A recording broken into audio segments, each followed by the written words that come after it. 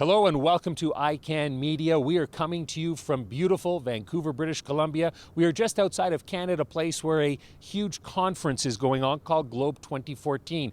I'm your host, Rob Hislop, and over the next couple of days we're going to be heading into the conference, taking in some of the many sessions and talking to some of the keynote speakers. Some of the topics discussed: changing energy landscapes and responsible resource management. Now, there are over 250 plus speakers, world leaders in their industry, talking here over the next 3 days. 50 plus countries are represented, and there are over 300 exhibitors at the trade show. We are going to give you a taste of what Globe 2014 has in store.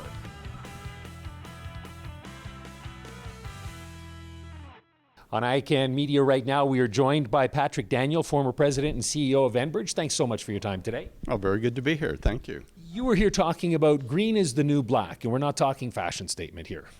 Yeah, and you know, I think I tried to broaden that out a little bit. I don't think that green or environmental awareness is the new black, but I do believe that sustainability and corporate social responsibility is the new basic of business. And so, yes. Where have you seen things go in, say, over the last 40 years? How have things changed?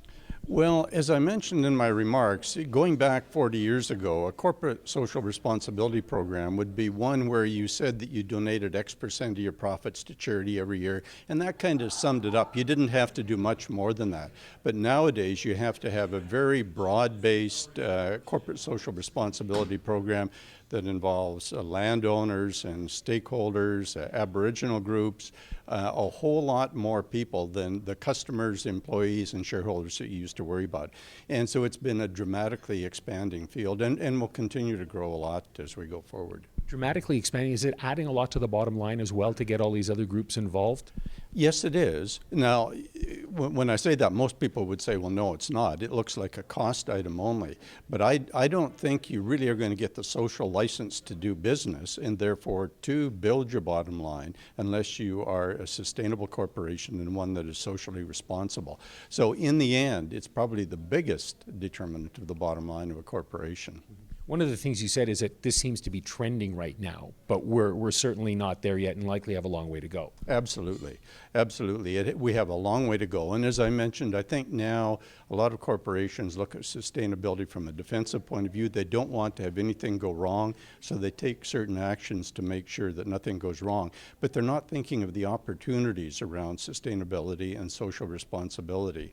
And that will take a while till we progress to that point. So we're trending, but we're not there.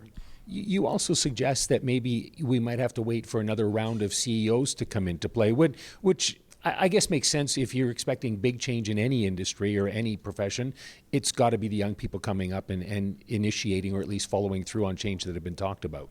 Yeah, absolutely. And I think maybe even more so with this issue than any other. The younger generation is far more engaged on environmental awareness and sustainability from the point of view of corporate social responsibility than my generation was. And, you know, I hate to think that we have to wait for a whole new generation. I don't think it'll be that.